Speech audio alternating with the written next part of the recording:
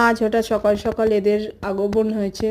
সবকটা বসে আছে, প্রায় 10-12 জন এসেছে। আম খেতে এসেছে, গাছে প্রচুর আম হয়েছিল চারিদিকে।